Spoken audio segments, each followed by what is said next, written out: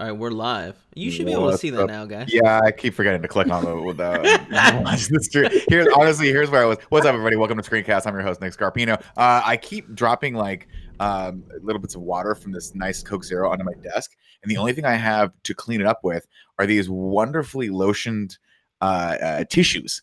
But every time I wipe the desk off, it makes my desk moisturized. So now I'm fast. Anyway, what's up, everyone? Welcome to Screencast. I'm Nick Scarpino. Today joining me, of course, are the movie bros herself, Joey Noel. Hello, still with my comically tall mic. I love it. It's rose gold and beautiful. Thank you. And I like how you've matched sort of like the robe back there, whatever you have, to the rose gold motif. It is lovely. Of course, also joining us today is Kevin the Big Dog Coelho. There it is. Hold on, I'm going to click off this little thing here. Lots of fun news today, guys, and we're actually going to do a little fun and something else a little fun. We're bringing back a big topic at the end of the show. Blessing is going to be joining me rather, to talk about Psych 2, Lassie Comes Home. Here's how it worked out. We were on the production call last week, and I was like, just randomly threw a Hail Mary out. I was like, does anyone like Psych? And Joey and Kevin were like, nerd. But no, I responded that I've seen the first like 3 seasons and that I do like it, but I'm not caught up. That's okay. I mean, honestly, on this movie, you don't need to be caught up. But Blessing blew me away. He was like, dude, I've watched the show like twice through, and I've watched all the movies, and he was like, I'm excited for Lassie Come Home. And I was like, well, obviously you're in my boat where we're excited for it. But the second we don't see any promotional thing for it, we totally forget about it, because guess what? The movie's out. I watched it 2 weeks ago. I watched it again last night. Blessing watched it last night. So we're going to talk about it a little bit, and obviously probably just de-evolve into a discussion about Psych. That's at the tail end of the show. If you're watching this, you came for this. If that's the headline, you can fast forward to that. We'll put the time code down below. Before that, of course, we're going to get to some news and some stuff we've been watching and the Nick list. We're getting to your suggestions, our suggestions, what we thought of last week's Nick lists. We're just basically reviewing a lot of movies on this show, and guess what? I freaking love it. Of course, this week's episode is brought to you by kindafunny.com/store, where you can get this hat and all sorts of, I think you might be able to get this shirt also still on it. This is the cool Greg I Am the Night shirt. I love it. It freaks people out when you wear it at a bank, which I discovered this morning. And wait, why? It's just funny. People are like, what is that shirt? I mean, like, imagine me in just the face mask. You see just this massive, essentially nomadic beard that I have here, this like post-apocalyptic Cormac McCarthy the Road beard peeking out from underneath it, and then just a severed hand on my shirt that says I Am the Night, and I walk in camo sweats. All right, yeah, no, you're selling it. I get it now. This is quite the picture you're painting. It's like I'm either an eccentric billionaire or I'm gonna eat one of your organs for food. That's where we're at right now. Shout out to our Patreon producers, Mohammed and Al the Predator Tribesman, or Momo Squared, and there you go. As I'm now calling him. We love you guys very, very much. If you want to support this show by just doing more than watching, and by the way, watching is just good enough, you can subscribe to our YouTube channel you're watching this on right now, or if you're listening to this in podcast services, please give us a good rating and tell your friends. It's pretty fun. And of course, you can always go over to patreon.com/kindafunny and back us at any tier. Even $1 is fantastic. We love you very much. $5 gets you to be a part of the show. You can suggest stuff we watch. Just like this week, we have Vinny Vincent has suggested that we watch some fun stuff. And also Bran has said, hey, man, have you guys been following Comic-Con? Apparently it's happening. That's a fun one. I kind of haven't. It's a weird year. What are you going to say? All right, guys, let's go into some fun news. How's that sound for both of you today? Sounds great. Great. As you guys do know, weird Comic-Con stuff was happening, and there's also like a fan con and a Justice Con and all sorts of stuff. Either way, some interesting stuff came out about the Snyder Cut last week. Not really interesting, just an interesting pull of a quote. This came from Screen Rant. He said, Zack Snyder won't use any footage shot by Joss Wheaton in his upcoming cut of the Justice League. The filmmaker didn't mince words when asked if there's a chance that scenes he didn't film will be included in the upcoming version of the movie's release next year on HBO Max. Appearing on a panel for a fan-organized Justice Con, Snyder was asked about rumors that he'd use some of Whedon's scenes in Justice League, especially the director denied Expectedly, the director denied this, even going as far as to say that he'd rather ruin the film before using footage he didn't shoot himself. Quote, I'd destroy the movie before I used a single frame that I didn't photograph. That is a fucking hard fact. I'd blow the fucking thing up. Hard enough. You know what's funny? Real aggressive shit is what's going on there. I get it. I get it. Like you finished principal photography for all intents and purposes. He was I'm assuming if everything that I was correct that he finished the actual photography and was had to exit the production during post. So imagine you shoot something you think is going to be one way, and then people are like, no, we're bringing someone in and he's going to completely redo your work. I'd be pissed too. I would be completely pissed. I get it. Of course, the movie's going to be set to be a 2 hour and 14-minute runtime right now. We'll see if that changes at all, and we'll see how they release on HBO Max. But I'll be honest with you right now. I'm fascinated by this. I have been following the story, obviously, cursory since the dropping of it, and it's fun to make fun of, obviously. But seeing how fired up he is about this, and realizing that this is going to be just a completely different thing, I'm absolutely fascinated. And I got to be honest with you, Kev. I've bought the ticket. I'm taking the ride. I can't. I mean, we do not have a choice. We are watching this because of work. Watching the shit out of this. All 3 hours and 46 minutes, or how many hours is 2:14? What does that break down to? 3 hours and some change. Yeah. Wait, what'd you say? 3:14? No, my God, Jesus, that's not right. 2:14. 2:14. Okay, 2:14. Yeah, 3 hours and 44 minutes. That's a lot of Batman. I'm in. Let's go. Unnecessary amount of Batman. I don't think, by the way, this is anything we didn't know before, by the way. But yeah, no, just so interesting to hear him be so like blunt about how he feels about everything, because I feel like he's been pretty cagey. Yeah. Well, what I'm fascinated by is I read this story originally wrong. I thought he was not going to use anything that was released in theaters. That's incorrect, obviously. Joss Wheaton had some footage that he had shot before, presumably. So I was like, holy shit, this is going to be like every single frame in this movie is something we hadn't seen before. That I was wrong about that, because I think I talked about that on the podcast yesterday. I misread the story. Evidently, he's just being like, I know I'm just going to use only the stuff that I shot, and which includes, I assume, any and all stuff they've had to do in post or reshoots, which I think they're doing. But then I read something else that said they're not doing any reshoots. But whatever. They got $40 million to spend on this bad boy. Let's get it done. Let's get Superman into the dark charcoal Superman suit. Did you see the pictures? Yeah, it's fucking dope. Apparently there was footage, but I couldn't find it this morning. He showed like a 30-second teaser of him just in the suit. Yeah. And apparently there's another trailer to, coming in visit August. Alfred, right? Or something. Yeah. He's in the back too. Hey, why the hell not? It didn't do much for me. I'm very curious to see. Much for me either. Yeah. I just wish he had long hair. I also know hair. this is not my thing. Yeah. So to me, there's a part of me now that has turned a corner on this, and there's a film purist part of me that goes, maybe we just need this for history. Like, I just now want to, like, I'm kind of coming around to Snyder's side and being like, I do want to see him, no matter what it ends up being, and I'm sure we'll have our criticisms, or maybe not, maybe we'll like it, who knows? But I'm sure we'll have, it'll be interesting to talk about either way. But I do think that it's I've turned a corner now where I think that it's kind of cool that they're giving him this opportunity to at least do this cut of it, similar to how like you'd see, Ridley Scott being able to do his final cut of Blade Runner or things like that. Now, of course, I reserve the right to completely bash this film when it comes out, but that'll be based on its merits. It'll be based on the film itself, and it'll also be based on how much it makes Greg Miller cry, which you guys know.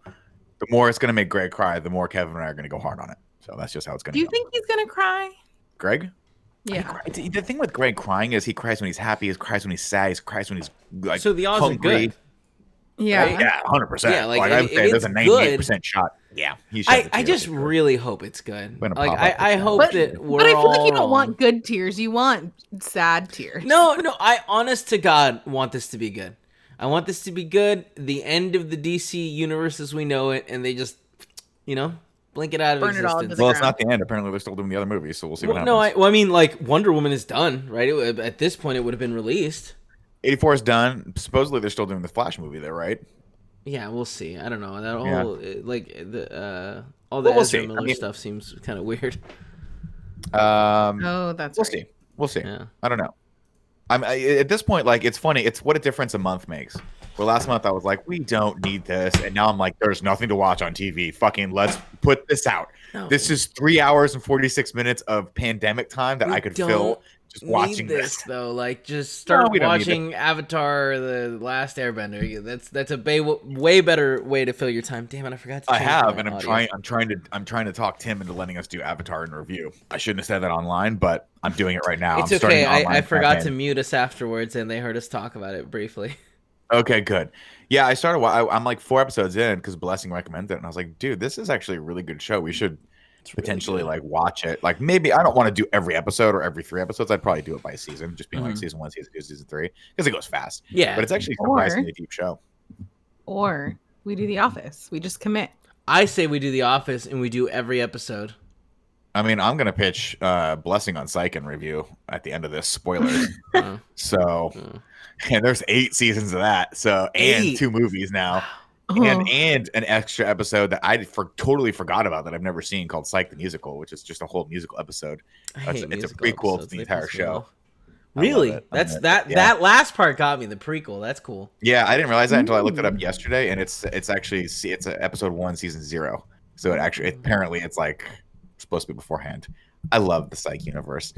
It is great. Next news story for you guys. Do you guys see the Emmy nominations came out? I did yesterday, right? Monday? Yeah, I just wanted to go through some of these with you guys and see, because I know we've watched a lot of these shows. This is from IndieWire. I mean, I'm sure you guys can Google it and see the full thing. If you want to go to IndieWire, they have it all nicely compiled here by Ann Donahue. The pull quote from this is Netflix leads the way with 160 nominations. HBO right behind them with 107, including 26 for Watchmen at the 70. Damn. Joe, did you watch Watchmen? No, I haven't. Watchmen is what was the other thing I had on my list? Watchmen is kind of at the top of my HBO list now. I mean, what's your background with Watchmen comics? Absolutely nothing. Okay. Have you seen the movie? No. Are you planning on doing either? Really? Yeah, I don't think you're gonna get anything out of Watchmen if you do it this way. If you're not gonna watch the movie, you have to watch the movie first, because this is a direct sequel to and then read a small synopsis of how the comic book actually ends. Or just read the comic book. You're not gonna do any of this. It's worth it. I might watch the movie. Read the synopsis, or else it won't make any sense. You'll be like, what? Squids? The thing about it is this: the movie, obviously done based on the source material by Alan Moore and directed by Zack Snyder. Speaking of the devil, I think it's a great movie. It's one of those. It's one of those instances where when people start bashing Zack Snyder for being a quote unquote bad director, I always point them to Watchmen, and I'm like, he's not. When he has material that works for his style, it gets a very, in my opinion, elevated movie out of it. I feel like 300 is a perfect example for that. Yeah. I love 300. I know it's thin and it's mostly just visual, but so that was the comic. Got me. The comic's like super short, but yeah, that works for me. I think Watchmen's just a cool. And then I was very obviously remiss when they said, "Oh, Damon Lindelof's going to take the mantle." I was like, "Oh, great, this is going to go on forever and never have a conclusive ending, and it's just going to." But man, don't hit on Lost. You know what? When I'm wrong, Kevin. What have I always said? I'll be the first to admit I'm wrong. I never double down. Yep. Never. They call me never double down, Nick. They say, Nick, you can change your opinion whenever you want. Never heard you double down. Never double down. The Watchmen season 1, and I'm hoping it's the only season. I know they're doing a second, but it's phenomenal. They aren't. It is. They said that they were going to try to continue it, but not with Damon Lindelof. No, they were saying like that they're interested in continuing it. Yeah, even if they want that money. Yeah, but I have a feeling that they can wait 10 years and make a season 2 and like the internet go wild. Do something different. Yeah. Well, either way, it was, in my opinion, I think it's a perfect like mini series. I think it's great. Some other notable things in here that Hugh Jackman got nominated for Bad Education, which I was like, fuck yeah, he should absolutely get that. Did you guys end up watching that HBO movie? Not yet. That was one on my never-ending list. Dude, I don't know how both of you do this, watching 3 movies for this plus both in-review movies. And then they throw in random stuff. To be fair, I don't watch all the movies. You guys have noticed that I will make sure I try to steer the conversation toward movies I've already seen on the odd chance that I run out of time. Whiplash. Oh my god! Are you saying you've seen Whiplash or you didn't see Whiplash? Oh, I've seen Whiplash. Because I can't wait to talk about that movie. I unfortunately didn't watch it again this week because I watched Just Mercy and I was like, fuck, that movie was like impactful. And I was like, I can't watch another hard movie like this. This was that movie sat with me for a while. I was like, I got to sit with this for a little bit. But I saw Whiplash in theaters. Phenomenal. Anyway, we'll get to that in a little bit. There's it's interesting. I've seen going through this list. I'm like, I've seen a lot of shows. Ozark got nominated a bunch. The Crown got nominated a bunch. Euphoria, which I haven't watched yet, and that's another one that real good. It pops up again. I'm watching it. I gotta remember to watch that show. Dee loved it a lot. some of these are interesting where it's like the Eugene Levy for Shit Creek. It's like, man, I hate that show so much. Dude, that show, whenever anyone brings up Schitt's Creek, it is for whatever reason, Joe, It's the most very polarizing divisive. show I've ever heard in my Yeah. entire life. Oh, really? D tried You to either watch love it or you She hate did- it. Yeah, D did not like it. And as you guys know, if D doesn't like something in this house, it puts a damper on it for the rest of my life. I can't watch it. Kevin, you're married, you understand. But I think Makuga loves it. I've heard people love it. People in the chat right now are saying it's great. It's Cool Greg loves it. bad. Does he? Yeah, Cool Greg God. loves it. I think it's just Yeah. the style. I think it's just No, it's comedy, not. right? You either love it or hate Did it. you watch any of it? No, again, once D poo-poos something, I think you should watch one episode just because the acting is some of the worst I've seen.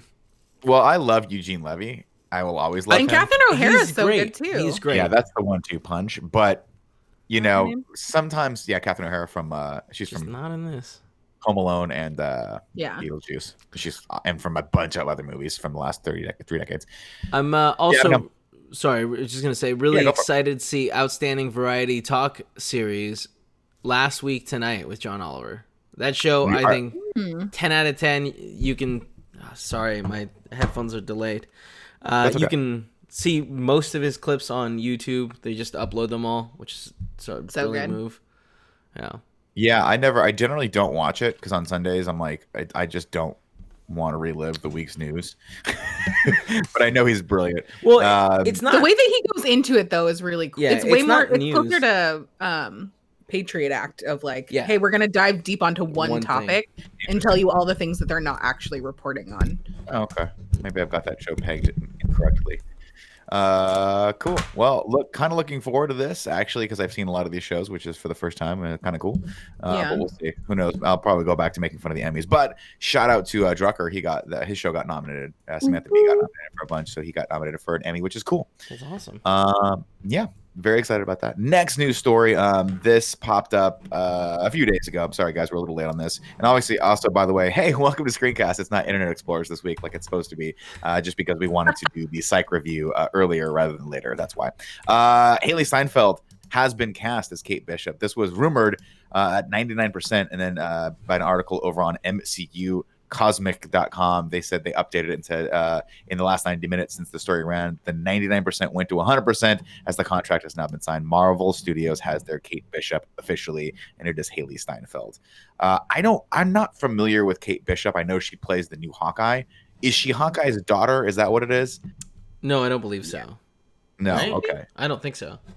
I thought she was, but maybe I'm getting that confused isn't with people's theories about the MCU movies. Blah, blah, blah. Yeah, but because Hawkeye's last name isn't Bishop, right? No. You're right. No. Yeah. I don't know why. I don't know where the fuck I got that from. Well, either way. No, I mean it's one of those things I where think it's they like were talking they about look alike, like or alluded to with how Endgame starts. Oh, right, with his young daughter learning to shoot an arrow. Yeah. People in the chat are like, that site is not exactly known for the best news sources. Let me look that up again then. I'm seeing I've that seen it's on- like heavily rumored. Let's go to a more. This hasn't been If picked up this is by. true, this is awesome. Tim talked about this at length, and Tim's He usually did. dialed into the. He did, but I'm not Rumor. usually I'll see this. Oh, Screen Rant has it picked up. Let's see. That's May 9th, and that was a while back.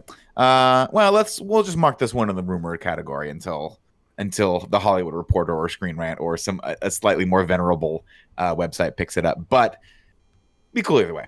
Haliee Steinfeld joining the MCU, I'm all for. Why the fuck not, as they say.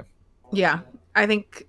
I mean, she's obviously been like a fan favorite casting choice for this role for a while, and now that I've seen a few more things with her in it, because like back when this had originally broken, I hadn't seen Bumblebee, and I was like, oh, okay, kind of get your vibe a little bit better, because before I only knew her from Pitch Perfect. I was like, this is a weird choice. But I think that she'd be really fun. So you got to go back and watch True Grit then, because that's the Oh, I movie have that- seen that. I was- just yeah, didn't that's realize the that movie was that- her. 11. So that's the movie that broke her. That's the one that was like basically I would kind of equate it to Natalie Portman in The Professional, of just kind of like for some reason just knocking out of the fucking park with a very, very cool movie and held her own with, across from Jeff Bridges, which Yeah. is not easy, doing his best cowboy grit, John Wayne reenactment. So she did a great job, and she's a phenomenal actor, and that's gonna be good. Cool. That was it for the big news that I had right now. And by big news, I mean I didn't pull any more news stories. Chat, let me know if there's anything we missed. That AMC thing is kind of crazy. Yeah, it's really I cool. saw you put that in there. I didn't read the full of it. I kind of glossed over all the theater news that happened. Joe, do you want to surmise it for us? Want to just summarize it? They've pretty much just come to an agreement that they're shortening the window between like premium VOD and theater releases. So instead of normally it's like 3 months before you can get it digitally. Now it's like less than 3 weeks. Oh wow! How long is that going to be going for? Is that like indefinite? Yeah, as far as I remember, there wasn't like a end date on this, but it was 17 days, right? Yeah, 17 days. There we go. That's wild. That's crazy. So short. Yeah, I love it.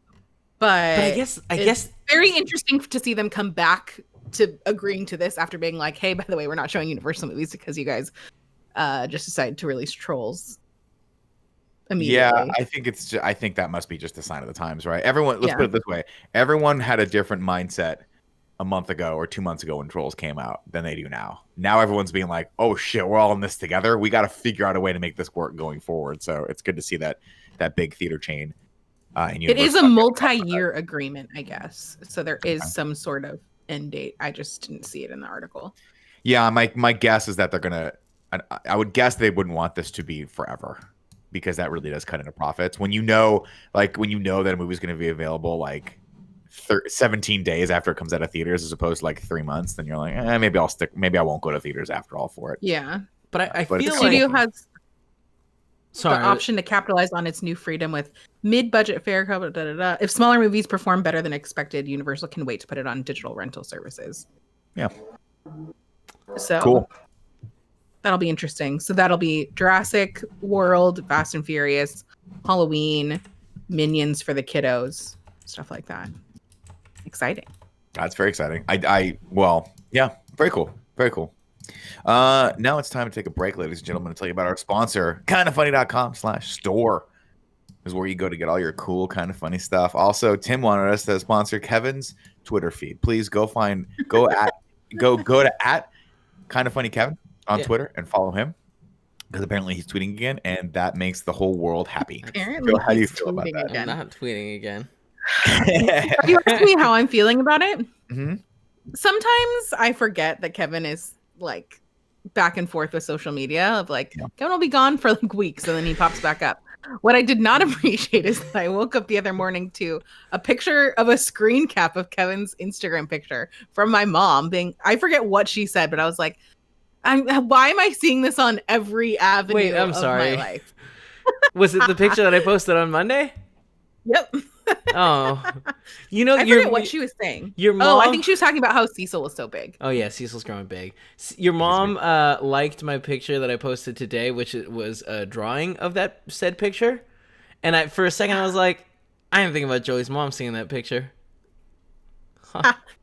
I don't know. My mom's seen way weirder things that we've posted and talked about. So yeah, here we go. Her mom has been acquainted with me for a few years now, so I'm sure she understands. We run the gamut of weird shit that we put on the internet. Yeah, but I feel like when I post a picture of like in my underwear, I definitely was like, well, my mom's gonna see this, my in-laws are gonna see this, but I didn't think Joey's mom was gonna see this, you know? Yeah, that's a hard one. It's when see, like, because my mom called me yesterday and she was like, I'm watching your review of The Prestige right now. And I was like, damn, you're going deep on kind of funny content right now. Oh my God. And she's like, yeah, I'm basically going to follow along. I started watching the Christopher Nolan movies and I was like, dude, that's fucking awesome. That's hilarious. But when I say crazy shit, my mom is just used to it. Wait, she's like, but like, was she like, hey, and that's how it is. Who are these RKG guys? Where is Kevin? No, she really liked their British accents. Sure, she I get that. I get that. I don't want to make a big thing out of it. But she did say, and this is where, and I love my mom to death, but she does not follow us that closely. She said, I really, really liked it when Andy made himself real big and put himself all over the screen. And I was like, I was like, we liked it too, Mom. And then she goes, yeah. And then that other Andy is great. So I think my mom thinks there's two Andys working for Kind of Funny. And I didn't have the heart to tell her that your name was Kevin because I don't think she cares. We've met like, several times. She does. Oh man, you have to understand though. My mom still calls me Matt. So I mean, it's hard. I often call Thomas Cecil and Cecil Thomas. It's difficult. Does your mom call you pets? Because that's where I'm at. I don't have siblings. My mom sometimes will just be like, Joanna, stop barking. And I'm like, excuse me, Mom. I used to get that a lot. I used to get when my mom had a couple dogs because she has that reaction where she has to be the one, unfortunately, to tell people, like, to be the disciplinarian, as my dad would go out to the garage and just chill and like fix an old guitar amp or something like that. So yeah, my mom used to yell at us all the time. She used to call me Max every once in a while, which was our old dog's name. So I was like, I'm fine with it. That's cool. I used to think myself as Max from Robotech. Done. He was cool. He was the best pilot in all of the UN Spacey. What a long ad that was. That was, ladies and gentlemen. That's the ad. Go to kindoffunny.com/store. Buy our shit. It's dope and it fits well. Next segment of the show is a little segment we like to call What We've Been Watching. I'm going to kick this off for you guys. I talked a little bit about these two movies that I watched last weekend, but I watched a movie called Death Becomes Her, which is a Robert Zemeckis film, which is hard to believe. It is good. It's weird that actually I was like, this movie is not going to hold up. And it was oddly enjoyable, even though it's very, very thin on plot and does not make – it's more of just like zany than I remember it being, which is good. Super campy. Very campy. If you're not familiar with it, it's Meryl Streep, Goldie Hawn, and Bruce Willis. And it's a weird, fun, campy, silly, horribly dark movie that has some interesting undertones. I recommend it. And then on top of that, I watched Dick Tracy, which I was like, I haven't seen this movie in years. I remember loving this movie. I could not get through 20 minutes of it. I was very, very disappointed that the Dick Tracy movie doesn't hold up. While it's beautiful from a production standpoint and and I think it should be taught as a masterclass of production design, it is a terrible, terrible story. There's no story whatsoever. The editing is horrible, and you can just see that this movie was just fraught with production problems and challenges. But when you're a kid, I was like, everything's colorful. It's fucking great.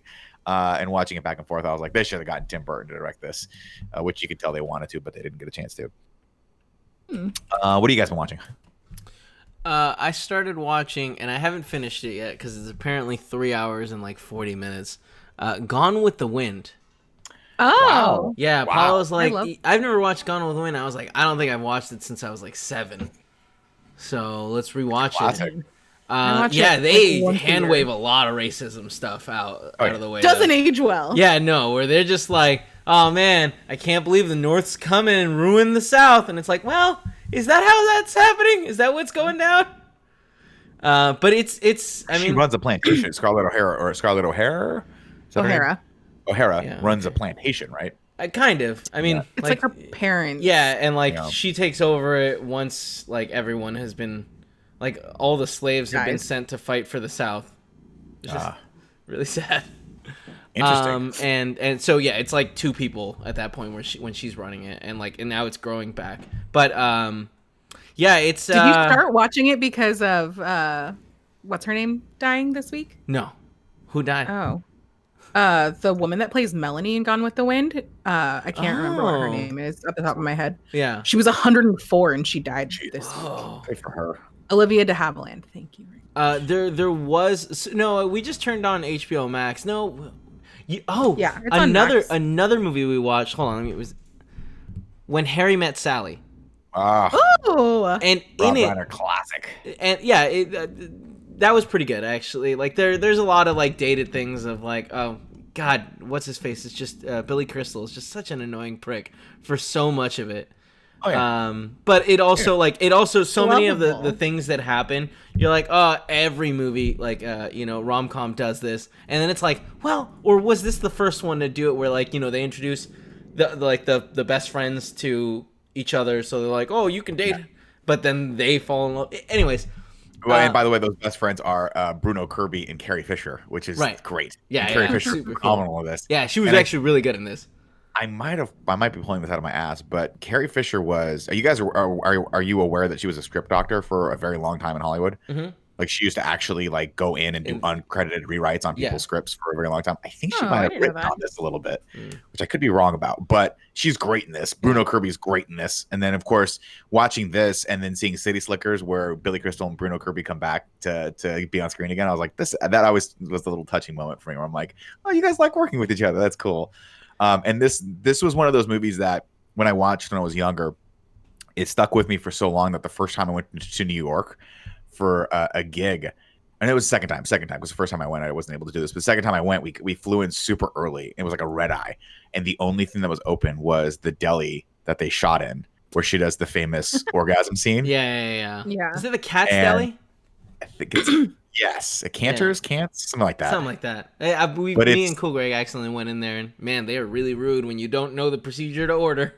Yeah, you gotta fucking know. You gotta get in. It's a line thing. You gotta go. You pay at the end. But man, when you are coming off a red eye and you are hungry, that place is unbelievably good. Yeah, it was really fun. You get a giant thing of pastrami. It was bread and just this much meat. It was so good. I got a big ass bagel. It was so good. But yeah, that was fun. But while they in the movie, they watched Casablanca multiple times. So we went to go watch Casablanca on HBO Max.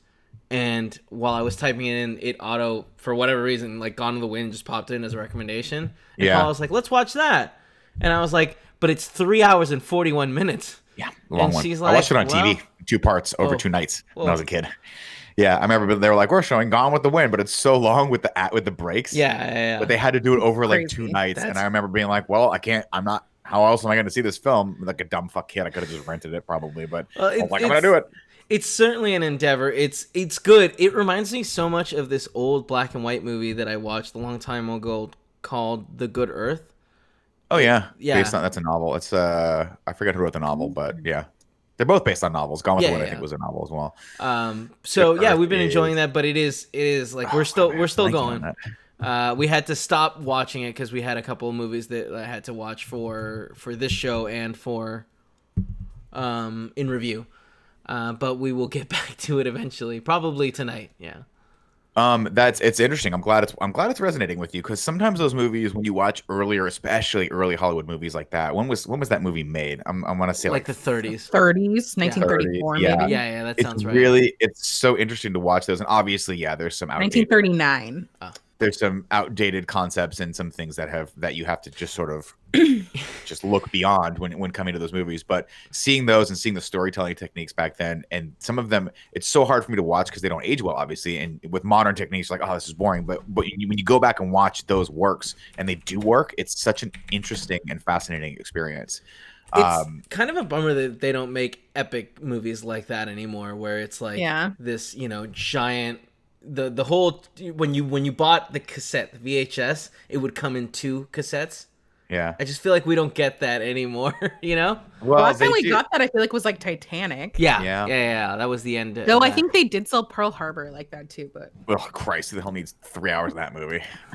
But Pearl Harbor is one of those ones that like I know is bad, but there's something about the time that I watched it in my childhood that makes me love it. So the other day, I think it's just Josh Hartnett. Let's be real.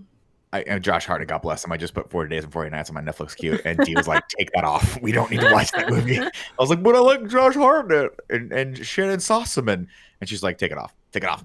I have never seen Pearl Harbor until like a month ago.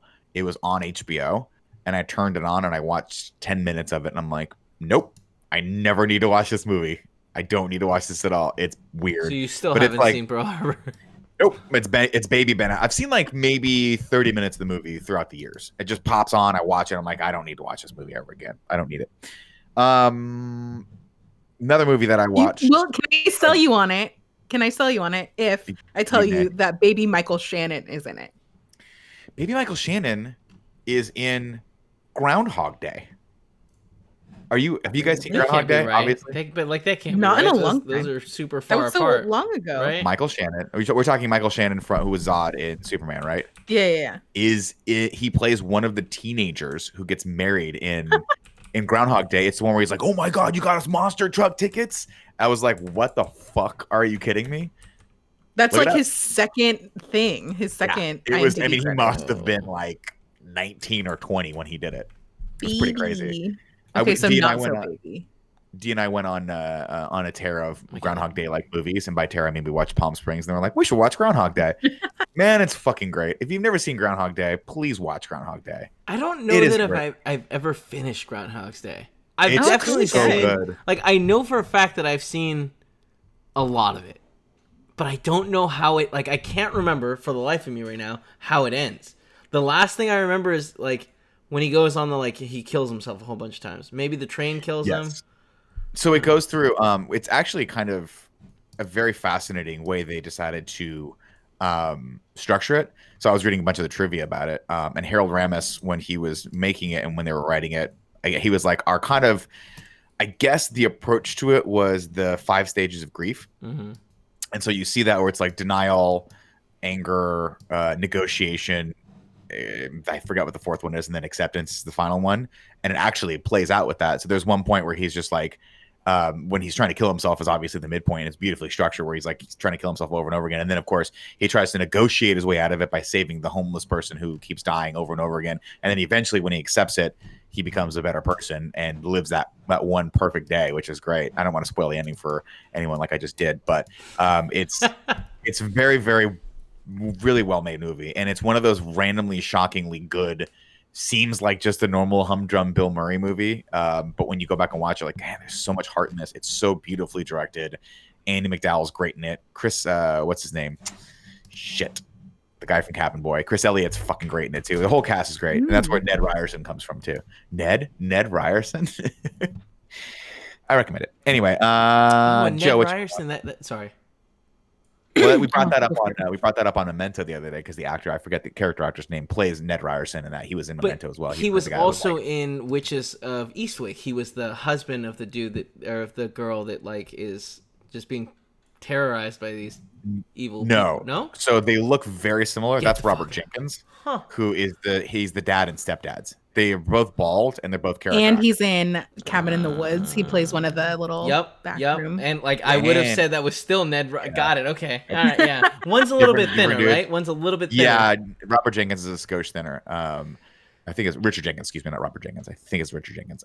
He's also in a movie I just watched like a month ago, Fun with Dick and Jane, which is another surprisingly good, deep comedy that you would not think is. It just kind of came. That's Will Arnett, right? Not the one with Adam Sandler playing his brother and sister. No, Fun with Dick and Jane is with Taya Leone and Jim Carrey. Yeah. It's where he works for Dino Clo or a giant corporation, and they make him a scapegoat, and then they go bankrupt, and he can't afford anything anymore. So they start basically Bonnie and Clyde robbing places, and it's hilarious. Okay, and it's really, really sad, and it's kind of like a low key commentary on like corporate America and how it fucks over everyone. I digress. Joe, what you been on? I haven't really watched a ton this week, other than what we are supposed to watch for the show. Okay, but I did turn on Double Jeopardy with Ashley Judd. Fuck yes, you did. It's now, so good. I want you to know something, Joe. Here's a fun inside joke, and Danielle's going to kill me for saying this. But one of Danielle's favorite movies is a movie called The Bone Collector.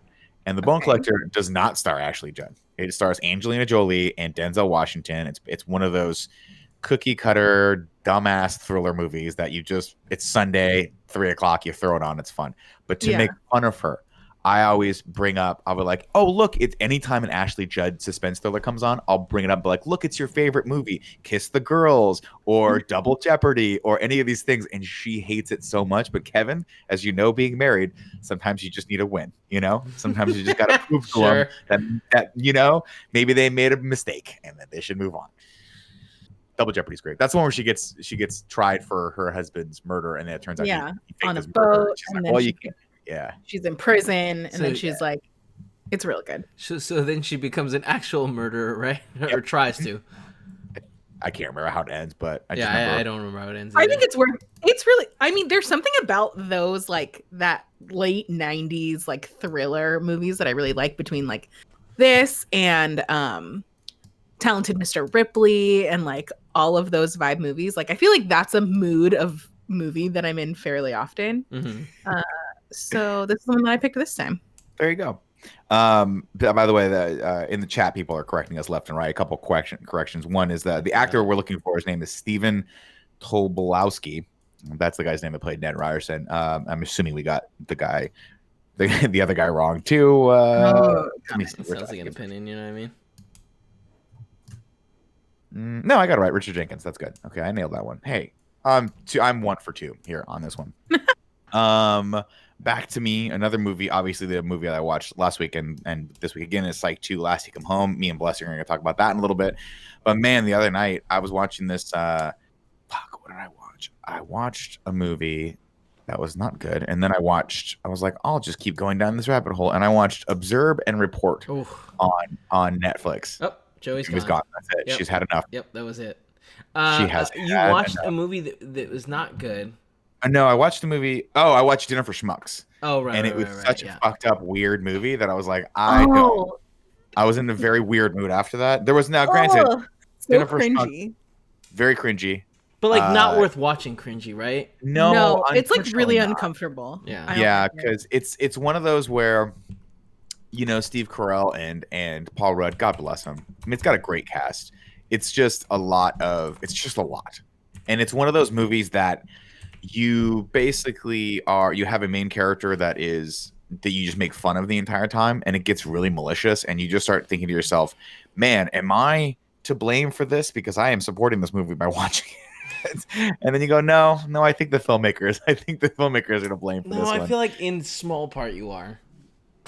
There's moments of brilliance in this movie. I'm not going to say that there aren't moments where Steve Carell and Paul Rudd. Yeah, they're great actors. If they miss 9 out of 10 times, that 10th time they're going to fucking hit it. And there's great moments with Zach Galifianakis where he plays another crazy character in this. But the basic concept of the movie is really fucked up, which is that, in order to get a promotion at his work, Paul Rudd has to bring a idiot to a dinner party, unbeknownst to the idiot, and they can all the corporate assholes are going to make fun of these people. And I just never like movies like that. So fucked up. Yeah, like just the premise of it. It's hard because the entire time, like, I like, if it's going to be a lighthearted comedy, I don't mind the protagonist being flawed, and I don't mind there being some character growth. But to even consider this, and to even consider doing this, and they do a decent job of like showing that Paul Rudd really doesn't want to do this, but he feels compelled that he has to because he feels like he has to, provide for this woman that he wants to marry, who he just has a lot of insecurities. I get that, but man, I'm like, you can't do this. It's almost irredeemable, almost. But the cast of characters they bring in as the idiots are all genius comic actors, and so that part is decent. It's got decent moments in it, but I don't recommend watching it. Anyway, then I watched Observe and Report afterward because I was like, I'm in a crazy weird mood. Fuck me, don't watch that movie at midnight. Have you seen it before? Was that your first time watching it? I had seen it once before. I watched it when I was at my family's house, and it was one of those movies where I was like, oh, this is going to be like a Paul Blart Mall Cop style movie, and I didn't realize the director of it was the director that did Eastbound and Down and like Foot Fist Way.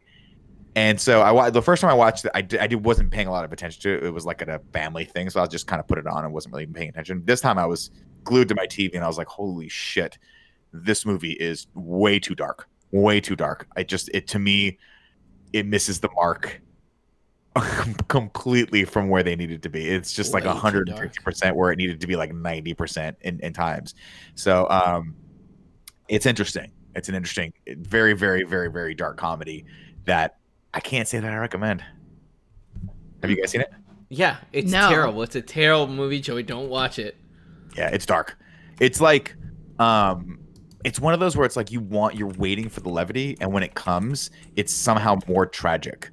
Like there's, I don't know, it's not worth talking about, but it's an interesting movie. It's interesting, but I think it's interesting in just how in how all the elements came together and missed the mark, in my opinion, as opposed to the Foot Fist Way, which is the first movie. If you haven't seen, it's with Danny McBride. It was one of his first movies, and I believe, I forget the Jody Hill or Jonah Hill. No, Jody Hill, I think, is the name of the director who made all these. And I'm a fan of Eastbound and Down, but there's something about writing those characters where it's like they're horribly broken, and you can't tell if you're making fun of them or like feeling sorry for them the entire time. That is such a hard balance to strike that I think he has managed to do in a lot of the movies. Like he also did that HBO or the Showtime show Principals or Vice Principals with Danny McBride and was that dude from like, so I never watched it, Okay. but Me that neither. vibe of Eastbound and Down, where it's like, holy shit, this character is just deplorable, but for some reason, I'm kind of rooting for him because I know how fucked up he is, and I want him to get better.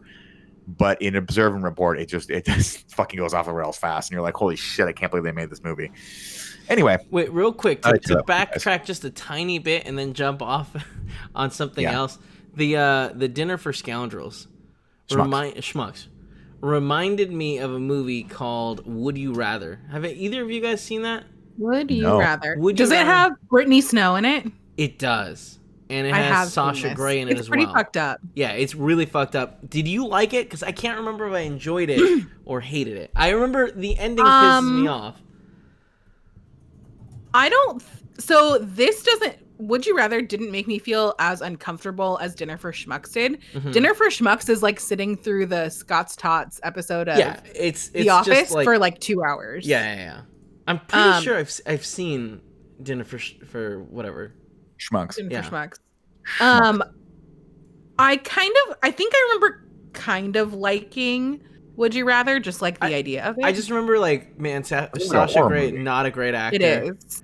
Okay. And No. also that like the first moment where they're like everything becomes real and like the people Yeah. realize they're not messing around was really good. Well done. Anyway, sorry for that deviation. Yeah. Man, Brittany Snow will forever be awesome to me because of Pitch Perfect. Endgame. She just got married. Did she? Mhm. Two. Somebody I don't know. Okay. Fair. Cool. Any other things that you guys have been watching before we move to the required watching for this week on the Nick list? I think that's it for me. Coolio. Last week, ladies and gentlemen, due to some of your suggestions and some of our suggestions and just shit that I watched that I wanted you guys to watch just to see your opinion on, we decided on 3 movies. We nixed The Running Man last minute in lieu of Whiplash, which is available on Vudu. The Witches of Eastwick was number 2 on HBO Max. And I want to kick it off with a movie we were supposed to watch the week prior, but we didn't get around to, which is Just Mercy, which we finally watched. And I realized one of the reasons why subconsciously I have been like avoiding this movie was because I knew it was going to be intense. And man, it was in the best possible way. I think this movie was great. I think it was phenomenal. The movie was so good. The acting is so good, and really, it's just really so painful. Like And the whole time. Dude, the fact that it's based on a true story obviously makes it that much more impactful, but they just did a great job with this. And it's really just an did.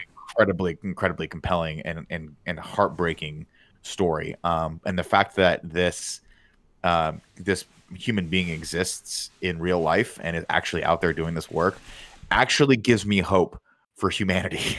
Like I came away from this being like, oh, there are good people in the world who are willing to sacrifice to do good by others and right injustices. And that is so incredibly important and special. And I just was blown away by this. I thought everyone did a great job. Man, everything that I see O'Shea Jackson Jr. in, I feel like I get even more impressed by his acting range. And this, like, every time I see him in anything, I'm just like, man, I want you to be in everything. I'm really happy they showed us the moment of like him like getting out of jail right at the end. Yeah, and it's just like, oh, thank God. That was. I mean, that's always so wonderfully impactful, right? When they cut, because you were wondering, like, is he gonna? What happened to him? And then at the end, you actually see after what was like 30 years or something like that. He walks out, and it's just such a beautiful moment. And they also have the moment as well. A few other of those moments that are real life they show at the end too, which is really, really great. I thought everyone did a great job. I mean, I'm always blown away by Jamie Foxx in particular and how he just disappeared his characters. Michael B. Jordan, of course, is phenomenal, but you just expect that. I mean, obviously you expect it out of Jamie Foxx too, but Jamie Foxx is such a fascinating human being for me because he started as a stand-up and he started on shows like In Living Color, and he started as more of a comedic actor, and then it has just blows me away every time I see him in a dramatic role like this. Because he's so freaking good. Specifically, the scenes that really strike me are the ones with the 3 death row inmates. And that moment in the middle of it where you actually have to sit through the execution is, I mean, we're in spoiler territory. Sorry, everyone. But it's fucking really powerful and really, really sticks with you. And it's one of those things where I've never been a big advocate of the death penalty at all. And now this is just strengthened that resolve. Where I was like, this is just clearly unbelievably inhumane and no one should ever have to go through this. Like it's another one of my just if I could wave a magic wand, I would absolutely take that off the table no matter what. I think, isn't it for now at least off the table because it's being looked at? Well, I mean, I think it's actually at the Supreme Court. Yeah, from what I said. But like while it's being decided on, it's they're none happening. Yeah, that's great. And that's been going on, I think, for somebody just was executed in like Texas or something, but maybe I'm. Well, I know it's state by state. Obviously, I don't think we have the death penalty in California, right? I mean, I think we do, but it's one of those things that it's currently we have the lethal injection, or we had the lethal injection, but it's now paused because they're trying to figure out if it's humane or not. Spoilers, it's not. Yeah, it's fucking further not. executions are halted as of March 2019. How did I not know that? Jesus Christ. States with the death penalty, there are 28, including Alabama, Arizona, Arkansas, California, Florida, Georgia, Idaho, and a few more. Well, yeah, they got to take that off the table. It's ridiculous, in my opinion. But I don't want to talk. Especially when like this movie ends, it's like, oh hey, like it's been proven, or at least it like what was the stat was like 1 out of 9. Yeah. Go like. It may not be guilty or something. Like there's more evidence. Yeah, and it's like, oh, that's the scene that's really, really fascinating to me is the one where he sits down for the first time with the inmates, and he just goes through that quick succession of 5 people of just all different ethnicities, and every single one of them is like, yeah, here's how it went down for me. I got a shitty public defender who didn't care and just told me to take whatever plea because I probably wouldn't get the death penalty, and then they gave the death penalty, and then that guy's nowhere to be found. And it's like, fuck me, that's a horrible situation to be in. I didn't even realize, but also the fact that they can put people on death row before they're even convicted just to intimidate them and being like, this is where you're gonna be, is fucking atrocious. That's just terrible. What was the name of the guy that was Buster Scruggs? Is that who it is?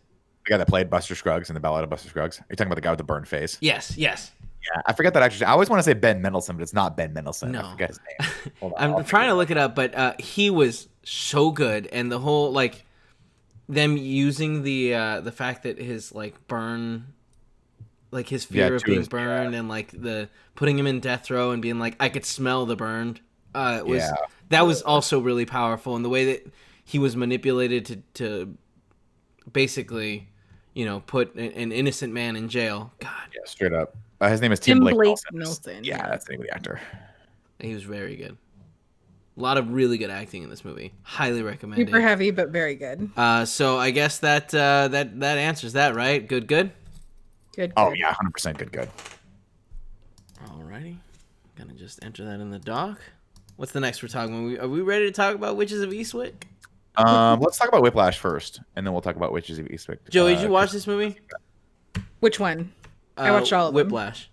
What did you guys think of Whiplash? I loved Whiplash. It was also hard to watch in a different way. Mm-hmm. I don't know. J.K. Simmons, man.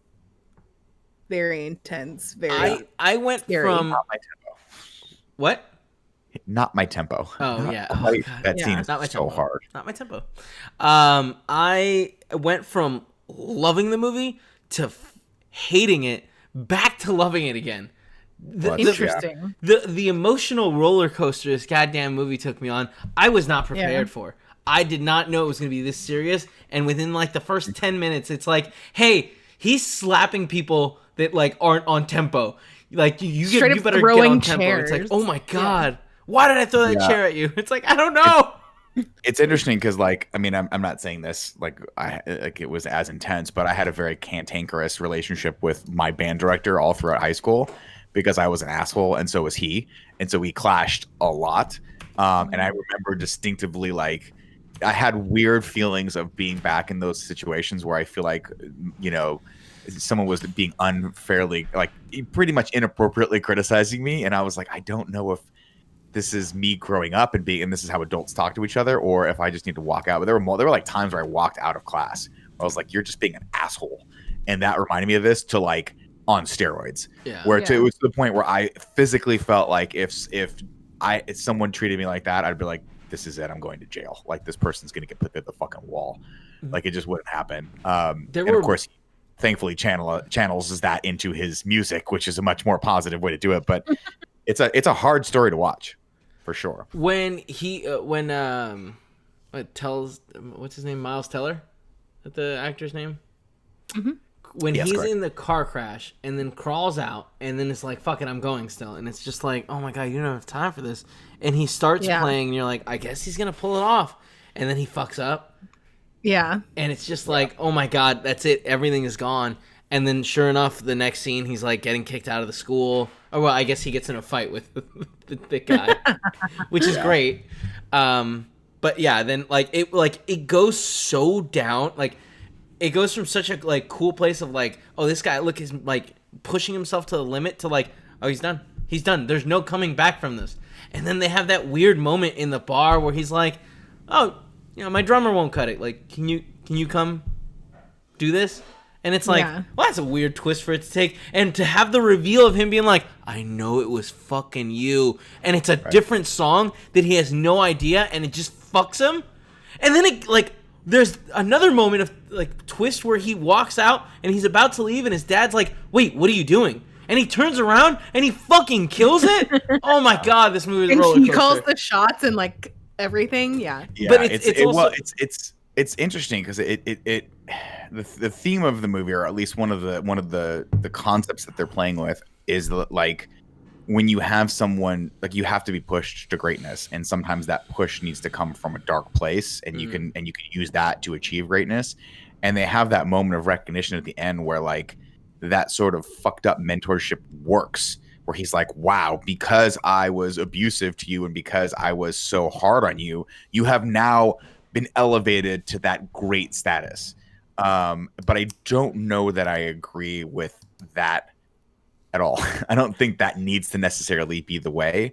And it's such a weird resolution at the end where he kind of like doesn't necessarily forgive him, but he's like, I see where you were at. And you see that acknowledgement in J.K. Simmons too, where he's like, haha, the process worked. And I was like, man, this process is really fucked up. And it's not to him, it's acceptable to sacrifice 9 out of 10 people as long as that 10th person hits that top level of performance, and it could be attributed to J.K. Simmons like that character's like tutelage, but it's just fucked up, man.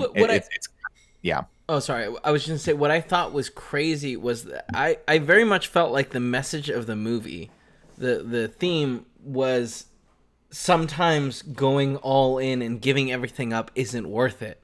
Like, we get to the 85% mark, and that's kind of where the conclusion seems to be leading. And it's like, all this kid wants is to be one of the best jazz drummers of all time.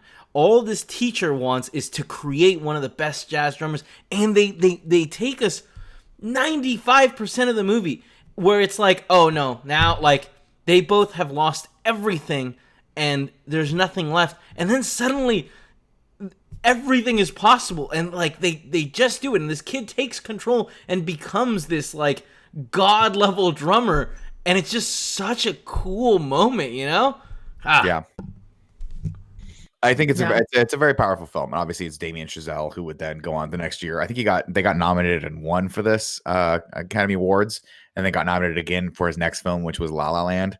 And then I think got nominated again for First Man, which was the Ryan Gosling space movie. I don't think they won for that though. I should watch that though. Just every 2 years. Whiplash 2014, La La Land 2016. Yeah. First 18. Yeah, so basically he had back films where he had 3 films in a row that got nominated, which is ridiculous. But really he's a phenomenal filmmaker. What are you going to do?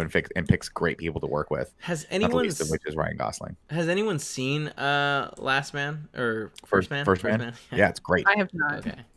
It's great. Like it won I think it won for best editing or best cinematography, and it should have if it didn't, because the movie is put together in a way where it feels like you're watching home movie footage from that era. But and when I say that, it sounds horrible, but it's not. It's like 16 millimeter, like yeah, but it feels like you're stepping back into nostalgia and like this sort of fever dream of a moment, and then it's punctuated with very harsh realities of sort of who he was and how his family reacted to what he was trying to do. But it's a beautiful movie. I thought it was great. It's very much experiential though, where it's not obviously much on plot because it's just kind of a retelling of the events through a through a sort of romanticized, or not romanticized, but stylized eye. It's very, I was blown away by it. I loved it. I thought the cinematography was fucking phenomenal. I might check that out. I'm gonna put that on my All list. right, lastly, we have The Witches of Eastwick. Now, had either of you guys seen this movie prior to going into this? No. I have. I watched Had it when you? I was a little kid, very young. Joey, let's start with you. What was your read on The Witches of Eastwick? I definitely thought it was going to be like campier and a little bit more fun. Dark, huh? And it ends up being like way more serious than I was expecting. Yeah, and maybe serious isn't even the word. It's just not as funny as I was expecting. I was expecting them to have way more fun with it, but I'm like, oh no, they're just like all weirdly in love with Jack Nicholson. I wouldn't which say I don't really buy. Yeah, this is the thing. So I don't think they're in love with them. I think to me, the movie is a low-key sort of commentary on abusive relationships. And that's kind of why I like it, because I think at the end, the message, while mixed and left open for interpretation, ends up being that, because they have that moment at the beginning of it where they talk about, jokingly around, right, and why they need a man or their ideal man or whatever. And then, of course, because of their power, they manifest that. I don't know if you got that or not from the first watching, but they literally talk about him, and then he rolls into town and doesn't have a name until they give him a name. And so their power manifests this horrible force in their life. And then, of course, by banding together and realizing they don't need it, they're able to overcome it, only to be, of course, encountering it again at the end with their now male children. But I think, to me, the message is that, good mothers, good families can raise good men if possible, but there's always that opportunity for that bad influence to sneak back in. I just think that the movie, to me, when I watched it when I was younger, is exactly why I wanted you guys to watch it, where on the outset you're like, this is going to be like Hocus Pocus. And it is not. It is much deeper and much more fucked up than that at all. I mean, the scene that traumatized me is the one with the cherry pits. Yeah, where it's fucked up. Really fucked up. And to her credit, oh god damn it, I had her name in my I'm gonna forget the actress's name, but the actress that plays her, she was also in Alien. Is great. Yeah, she's really good. I think she steals the show in this because she has just her coming unhinged is just fucking crazily. It's beautifully done. And of course, Richard Jenkins subsequently, like, his response to her, how it's crazy. It's just how everyone responds to this bad thing that's in this town, and they can't put their finger on why. To me, Veronica Cartwright. Thank you, Veronica Cartwright. To me, that's why the movie is so powerful. And I think I read one review of it that stated, obviously, like, this movie could be viewed as from a lot of different ways, and I think it's open to interpretation as well. But I think it could be viewed as a fairly strong feminist film, in that they were saying, like, oh, well, these women don't realize that this is happening, and they let this guy into their life. And I'm like, but the reviewer was basically like, isn't that how it happens? Like, sometimes you don't realize it until it's too late, and it's very, very difficult to get out of those things. And I think, to me, that was why the movie worked. And I also think that it's just some of the performances that Cher specifically turns in I think are great. That monologue she has, which by the way is a classic monologue, where he's trying to get her to have sex with him and just using the worst, worst charm possible, which, by the way, it's like some of this stuff doesn't work for me, like Jack Nicholson being sexy and like saying some of the stuff. It hasn't aged well. It does not age well. Watching it with but I think her monologue in that moment is just so classic Cher, where she's like, no, you're fucking gross, you're dumb, you're the least attractive person I've ever seen, and you smell, and it just paints this horrible picture of him. Then, of course, he's able to creep back in by playing on her insecurities. And then I just think I think the movie is a lot deeper than I gave it credit for or could understand when I was a child.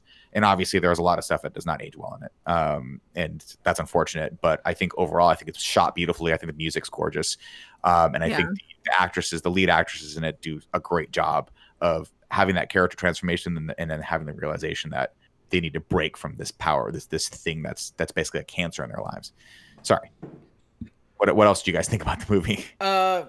I didn't really like it. I remember watching it and like being really confused when I was a little kid, and then watching it now. Like, I understand what you're saying about a lot of those abusive relationship. Like it could be portraying that, but I feel I kind of feel like I disagree, and it's because, like, at the end they don't stop dating him because they're like, oh, this is bad for us. They stop dating him because they're like, oh, like the city is talking shit about us, right?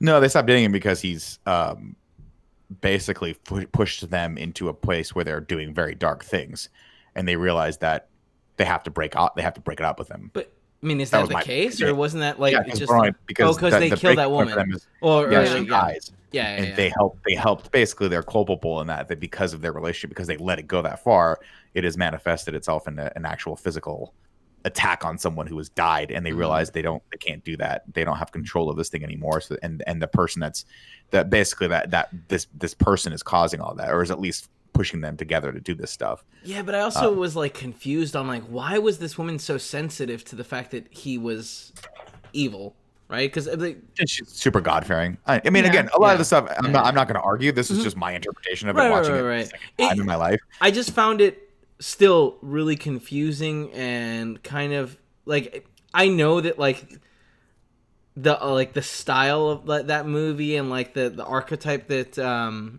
Jack Nicholson plays isn't like it's not really a thing anymore. I can't like watching with Paula. She was like, "Well, why do people think he's good looking?" I was like, "I don't know. They just always have, right?" Well, I think yeah, and that's the thing is like maybe I'm explaining some of this away. Back in the day, I do remember thinking like, oh, this is what a sexy guy is supposed to be. Yeah, exactly. Now I look at it more of like he's the trope of a sexy guy. Yeah, he is all of these. He's all of these things that on paper should add up to being a sexy guy, but in reality is just doesn't work, is corrupt, is fucked up, is just basically like a little boy running around wanting a mother basically out of a significant other. And so to that degree, I think Nicholson plays it perfectly. I just don't know if I'm bringing in my 40-year-old 2020 sensibility to it, or if that's what the original filmmakers had intended. And I think they didn't intend that. I think they intended for Jack Nicholson to be sexy. And I think so too. And like that's the thing. So much of it feels like, oh, you guys, like this just didn't age well. And I think that we're trying to fit. You might be trying to explain it. Yeah, explain it away. Yeah. And so I guess that's my problems. And it's just I thought I would get more out of it because I like the first time I watched it way too young, and now maybe it wasn't me. Maybe I wasn't too young. No, maybe yeah. I mean, I also think that Jack Nicholson not being this like particularly hot, attractive guy kind of plays into it too, in the sense of like a lot of like really manipulative people can like coerce these relationships that like don't really make sense, but they're feeding on like very specific insecurities of people that make it work even though it doesn't look or feel right. I mean, there's literally the scenes where I forget the term for it, but whatchamacallit, where you're kind of teeing them up, where he's kind of setting them up. Negging them? No, not negging. There's definitely scenes where he's negging them. I think, well, yeah, there is negging for sure. I think grooming was the word I was looking for, where you see him sort of figuring out what they are and kind of he just has this inherent knowledge because, I mean, literally, he's the devil. Yeah. So he's a demon of some sort of a negative force. So he has this knowledge of how to, ingratiate himself to these women, and realizes that they have a power in them that he can corrupt, which is interesting.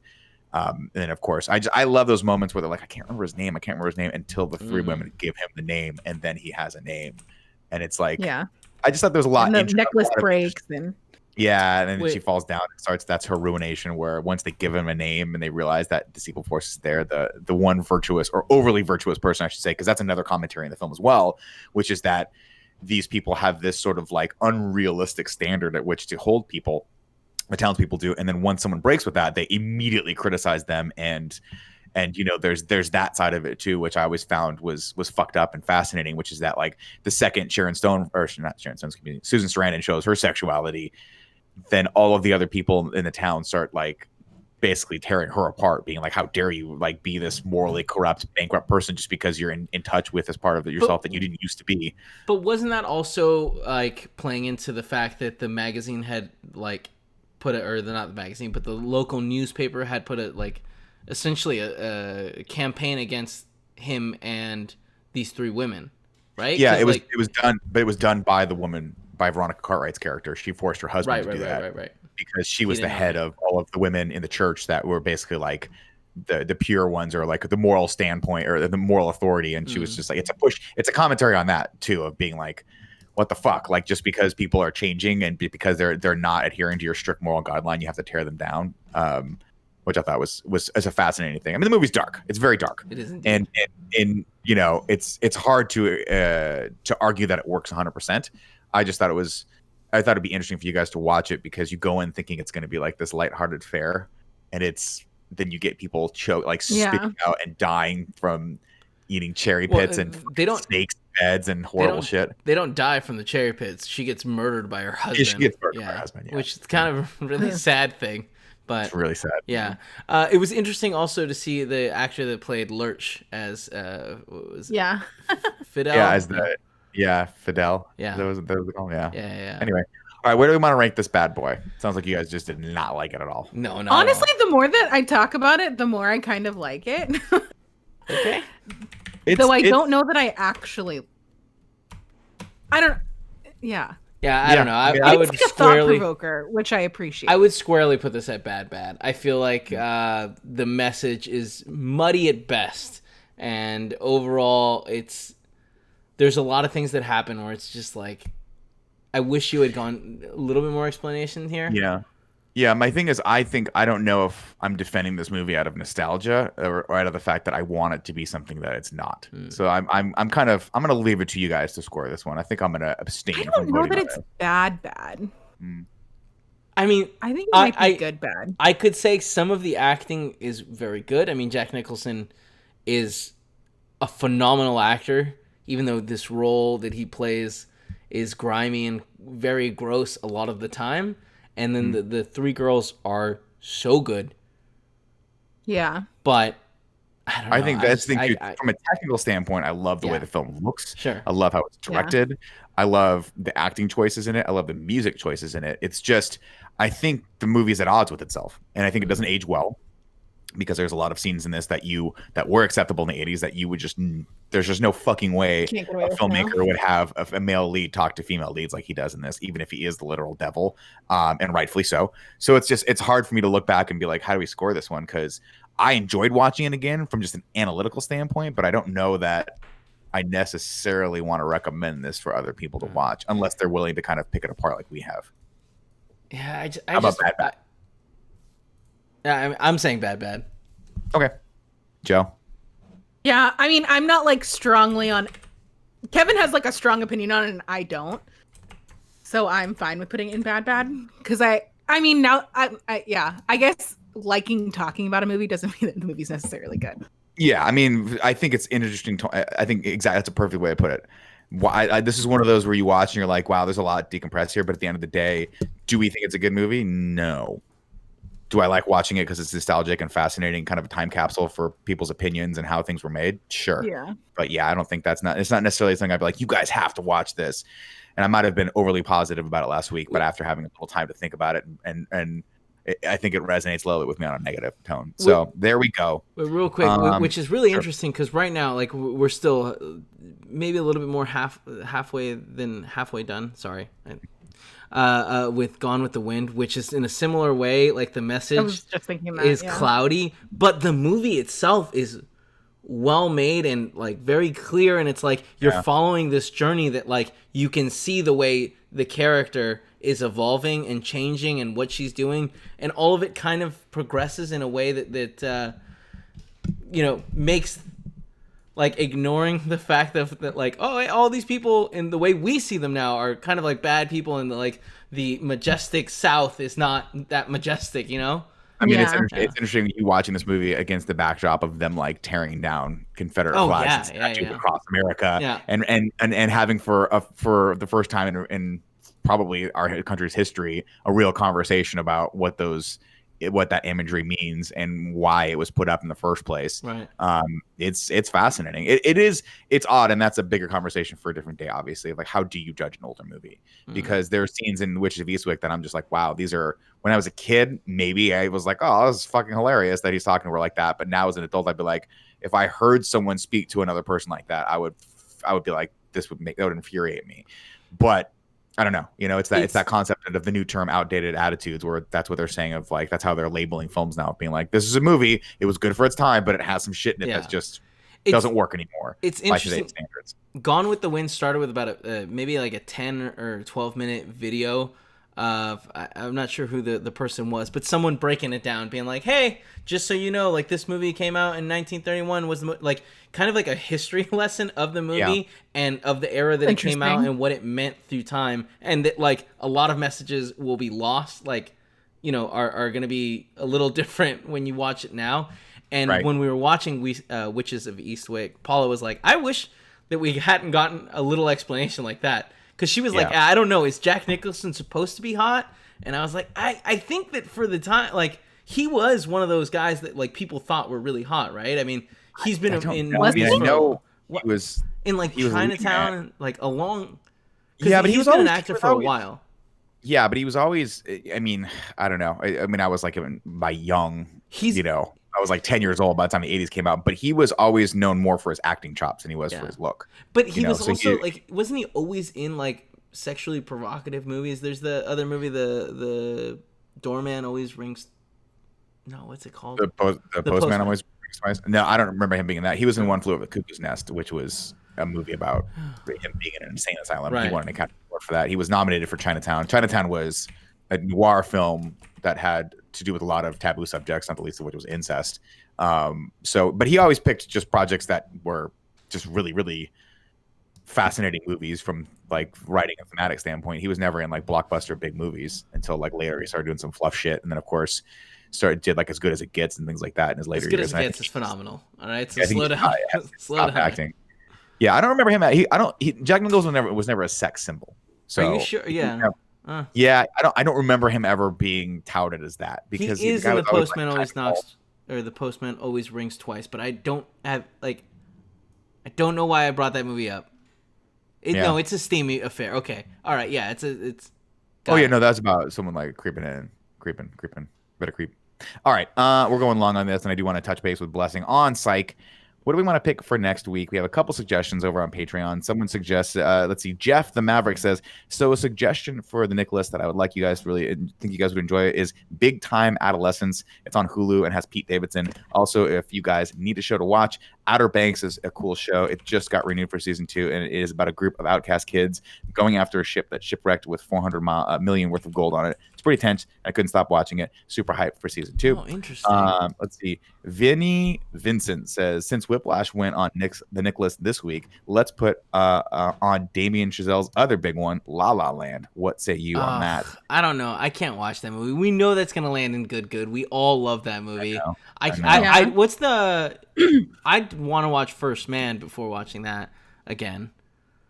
Well, First Man. I mean, you should watch First Man. Let's keep going with these suggestions, then we can pick a couple movies for next week. Let's see. Recommendation from Christopher says Kung Fu Hustle. This one's come up before, but he says a hilarious and fun kung fu movie with great fight scenes and a fun story.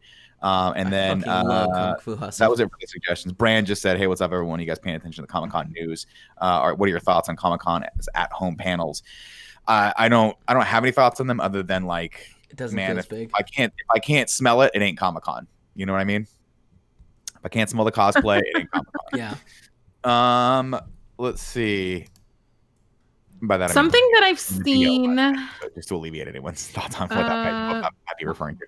What do you guys think? What do you want to watch next week? We don't have to pick 3, by the way. We could just do 2 or 1. Well, so have you guys heard about The Rental? The Rental. Is that a horror movie? Well, there's 2 of them. So The Rental is horror with Alison Brie and Dave Franco. The Kevin Bacon one is the other one that I actually think might actually be better and worth watching. Joey, if it's got bacon in it, it's better.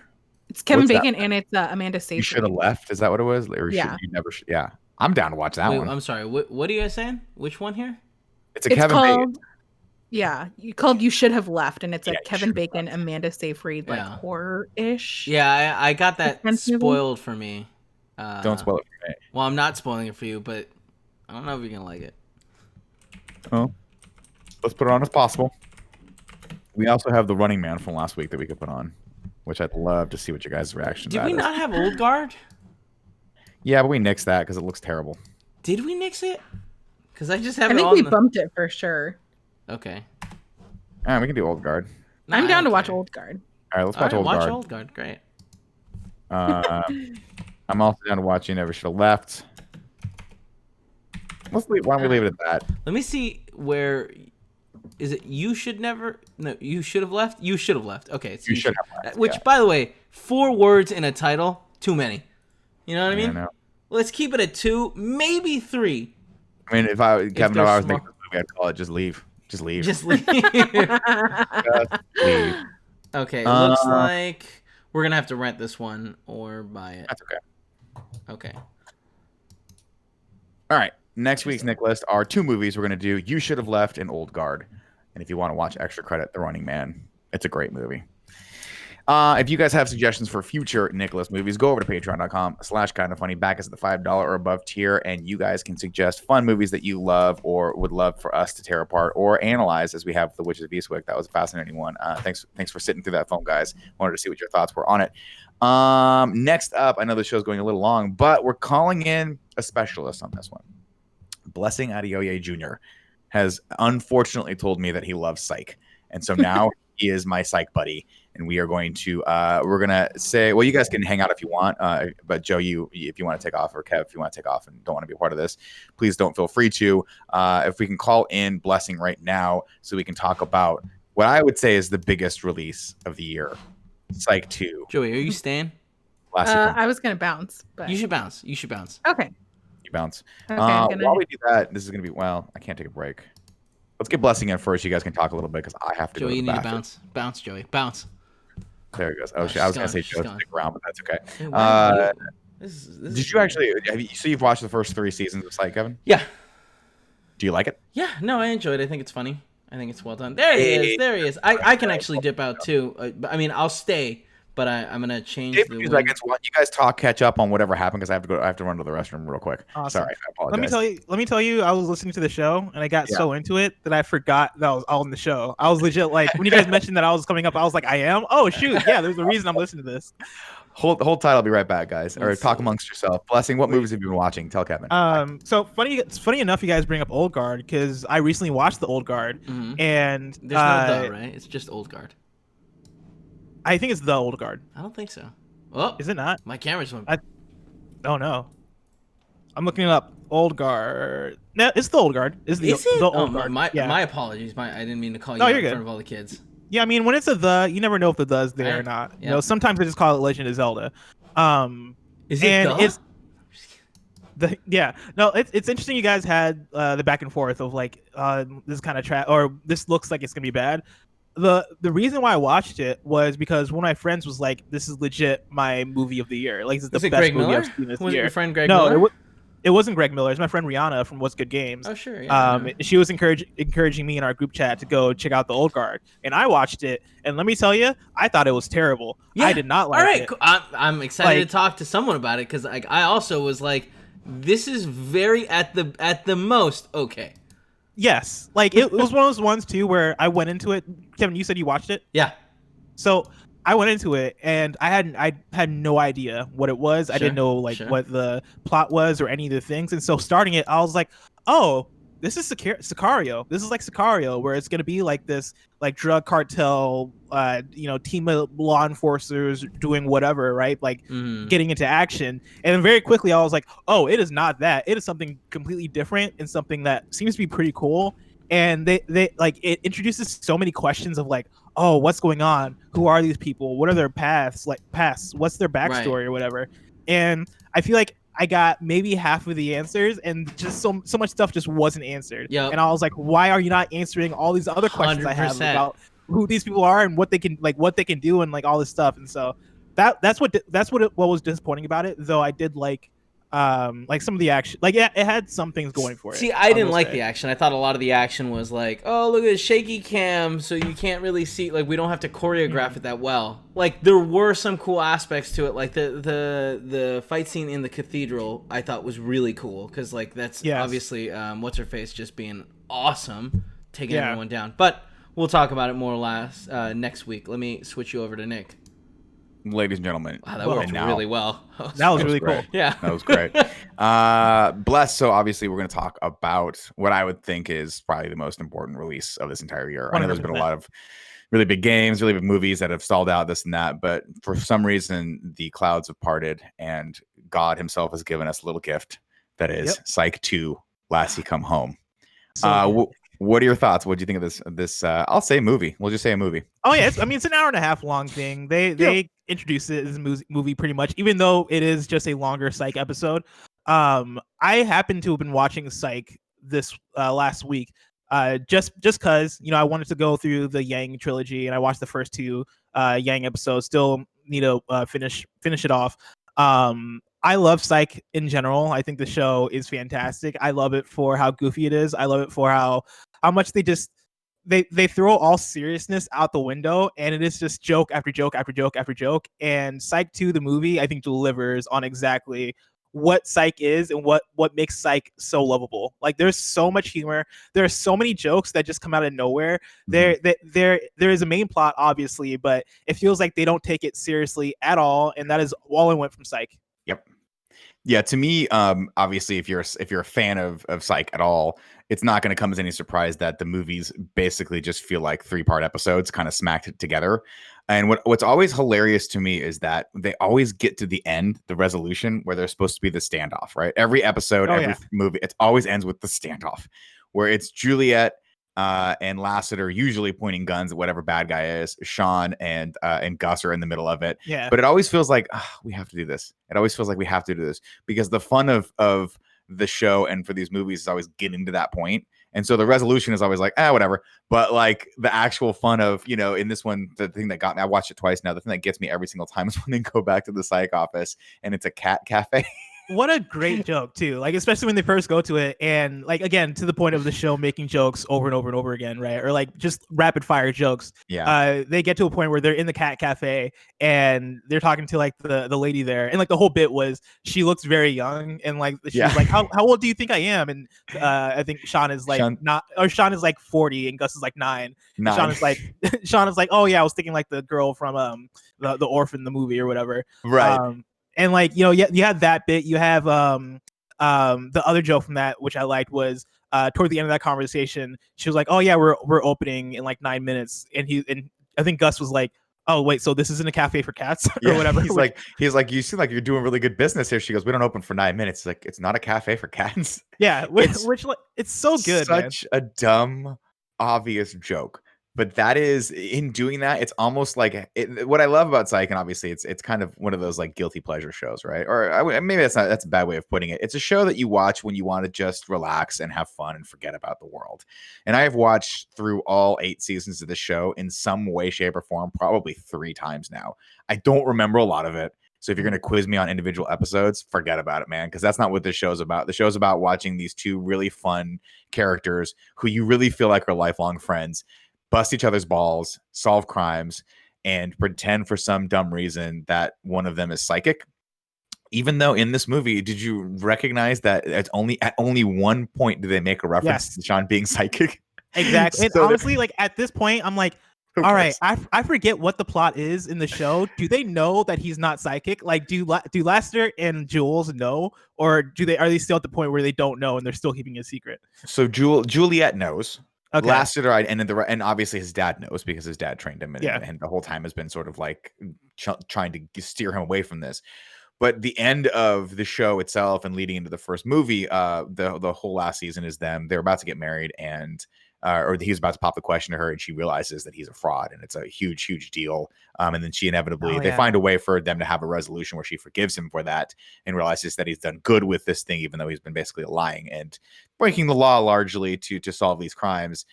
It's not a great resolution, but you just kind of sweep it under the rug because you're like, whatever. I mean, that's the show, right? You also have to suspend disbelief that the entire Santa Barbara Police Department is stupid enough to believe that this guy's not just breaking into houses and figuring out shit before they get there. But it's a dumb, fun show. And so that's kind of just, that's honestly like one of the great things about it is that like there's absolutely zero stakes. Like especially in this movie, there are no stakes. Like they are face to face with like people who they're like, oh yeah, this could be the bad guy. Right. I'm in this mental hospital or whatever, or I guess maybe regular hospital. I forget what kind of hospital it is. It's like a recovery hospital for bougie people. Yeah. Yeah, something like that, and like they are stealing like medicinal stuff. They're stealing food out of the fridges, right? Like they're doing whatever the fuck they want. They're stealing the ice chips. They start eating the ice chips. Which is such a great bit. Yeah, I know. Because of the sound effect, by the way. It's the fact that they put in the sound effect and whatever they're eating. If I ever get a chance to interview these guys, that's going to be question number 1. What were the ice chips? Because they sound delicious, and that's not what ice chips sound like, but God bless him. That scene gets a laugh at me every single time that I watched it, which I'm saying that like I watched it religiously 15 times. I watched it twice. There's a moment in it where they don't realize they're drugged, and he was like, he was like, you understand that there's a sign on the door that says this is a restricted area because this area is restricted. And James Roday, without missing a beat, is like, that sounds fair. Yeah. He's like, that sounds fair. Yeah. Like, why are we doing this? Why are we in here? But you're right. I mean, there are zero consequences. Even at the standoff at the end, they don't even try to make a point at saying these characters are, in danger at all. They just keep adding more characters, including because it gets crazier and crazier. Yeah. Including Dula Hill's actual wife, who plays the girlfriend character. It's funny. Actually, I remember seeing her on Ballers. She plays a different character, and he plays a manager in that. And I was like, oh, that's cool that like he popped up in this. I love seeing him work, and I love seeing the guys pop up in other things. But I was fascinated by all of them, and so I looked up her, and I was like, holy shit, her husband. That's her husband. That's awesome. And then the fact that he was able to get her in this is pretty cool because I think she's a great actress as well. Yeah, she was great. The movie itself, to me, like, to be a little critical, feels a little disjointed. We start, and I think largely, I know it's largely based off the fact that Timothy Omundson is still suffering or recovering from the stroke that he had that precluded him from being a major part of the first movie. That makes sense.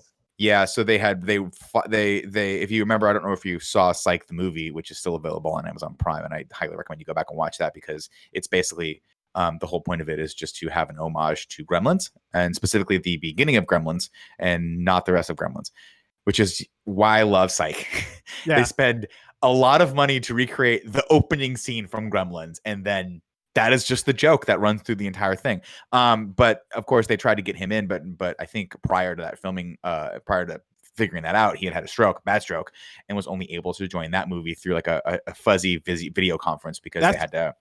Yeah, that's really interesting because I was trying to figure that out while watching Psych 2 because I could tell that there was something going on with Lasseter, and I was like, all right, why is he why is he sitting down in the whole movie? Like, why are they having him not be active or do like his Lasseter thing, right, and be in the action? And that actually explains it entirely because that did feel somewhat weird.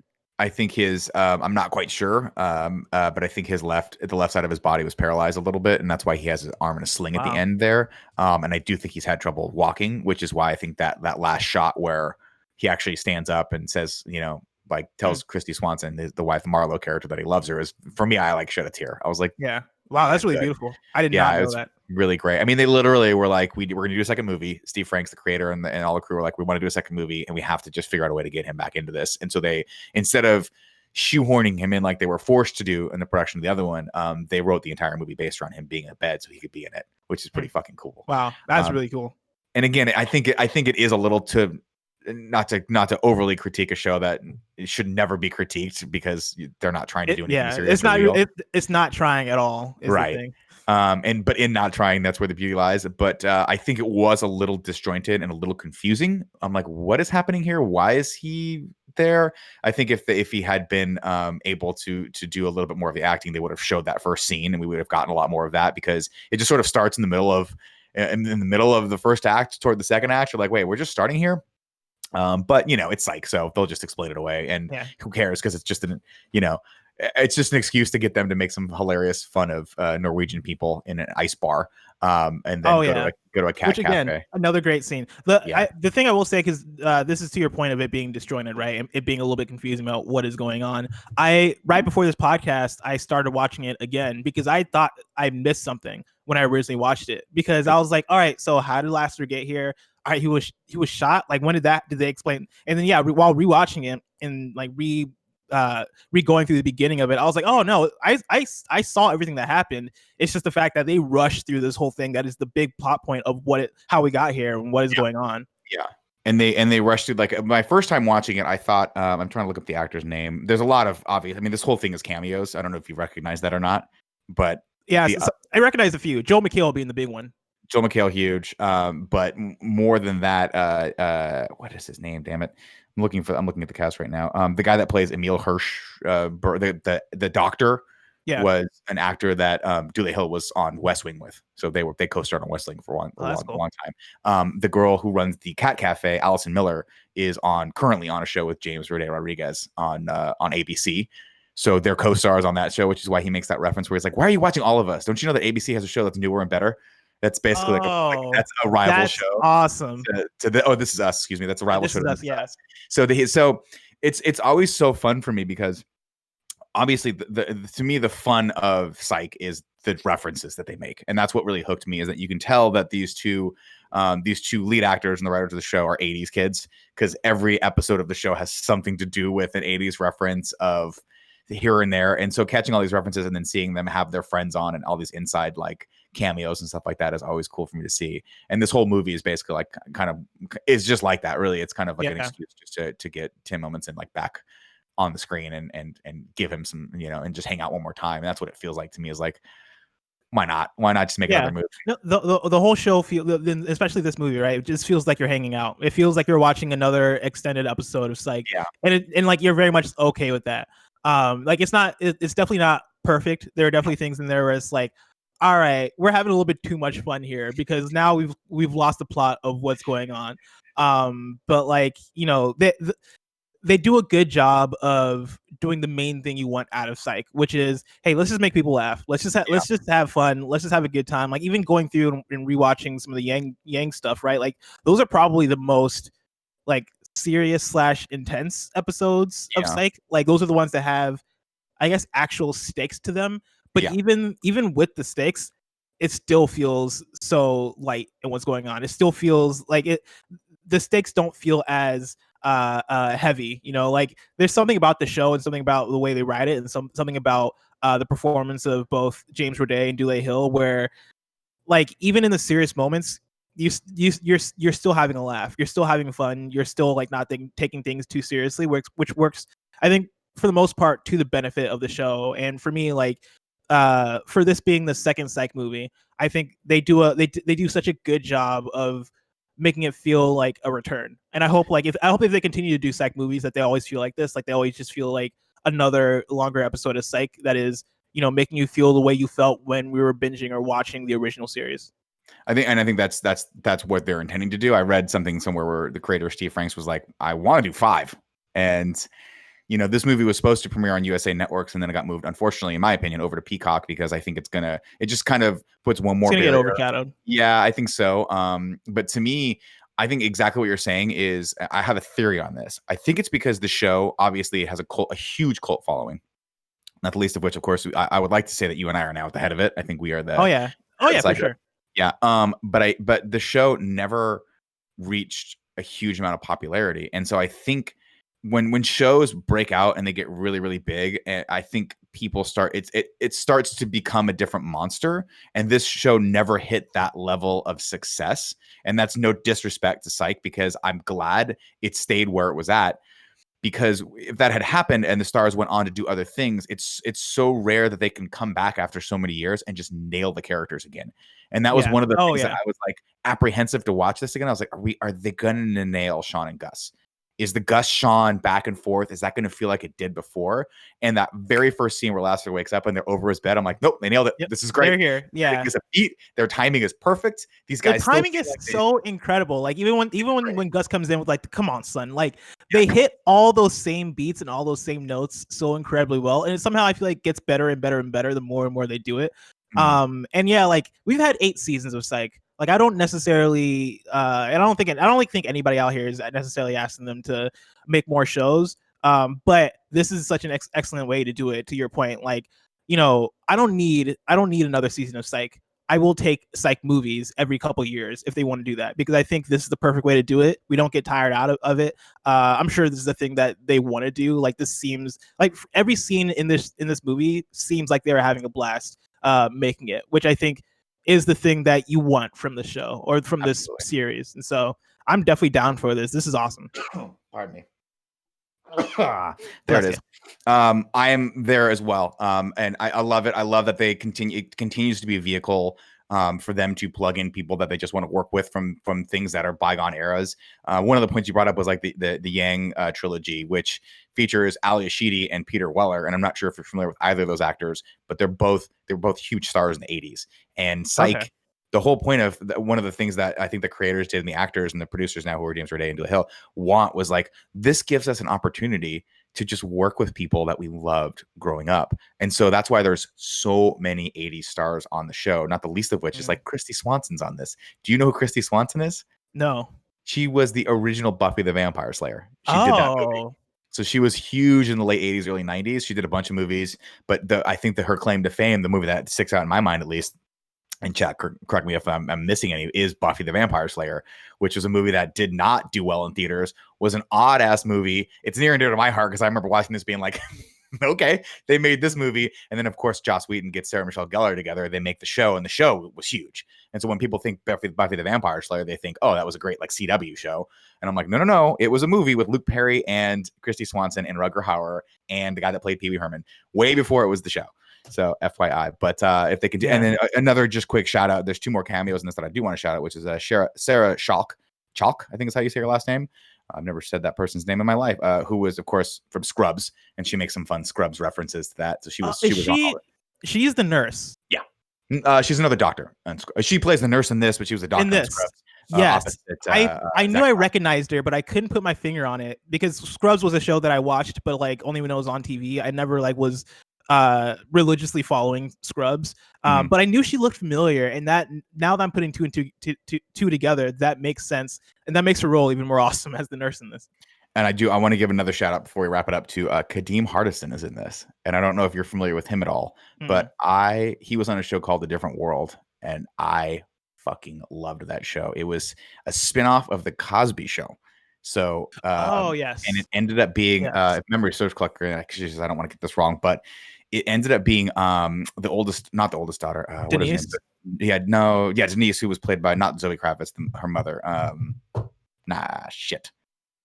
I gotta look this up real quick. Hold on. Different World. Lisa Bonet. Yes, it was Lisa Bonet who played one of the she was one of the daughters in the Cosby Show, goes to college, and they made a show called A Different World, and I loved it. But after a while, I think she even left the show, and it became more about Kadeem Hardison's character, who was not, I'm gonna get this wrong, Dwayne Wayne was the name of that character, and he had cool flip up glasses, and he was in love with Whitney, and she was bougie, and then at the end they get together, and it was one of the best scenes ever. You should absolutely watch this show unless it's boring for you. Anyway, it's great that they got him in this, and it's so cool that he got an opportunity to work with all these guys. And blessing, I'm just saying right now, I hope they make 5 more movies, and I hope someday you and I can cameo in these. Dude, that would be my dream. That would be my dream to even just to meet them, James Roday and Dule Hill, get to talk to them, right? And like me and you, right, as the head of the Psychos, I'll be the Dule Hill to your Sean Spencer. Perfect. We'll get to talk to them, and we'll get to meet them someday. I want this so bad. I want this. This is in the works. We've talked about this already. I'm willing to say it publicly. I don't even care if we fail at this. I'm trying to reach out to them to get them on We Have Cool Friends. Dude. And I know that they're way more busy than we are at doing stuff that's higher level productions. But if we can make that work, that would be so freaking. That'd be amazing. I would absolutely love that. You have to help me interview them. That would be amazing. Oh yeah, 100%. I'll just feed you ice chips off camera the entire time. It'll be a fun inside joke. Cool, man. Well, we talked about this a lot, and I really appreciate that. It's nice to have someone to speak with about my love of Psych. I'll probably be going back. By the way, I popped into my Amazon queue to see. I'm like, where did I leave off the last time I was watching it? Season 8. I'm already in season 8. I don't know how the fuck I do it. There you go. I started at the first episode, and I'm already all the way through 8 seasons of a 45-minute long television show. If you guys are out there, definitely give this, if you're Psych fans, FYI, you probably have already seen it, but definitely watch this. It's fun to see the cast back together. They haven't skipped a beat. Blessing, thank you so much for joining us. Thanks, ladies and gentlemen. We will be back next week with something on Wednesdays, probably KFAF next week. And then after that, I think we're back to Internet Explorers. Until then, we'll see you online.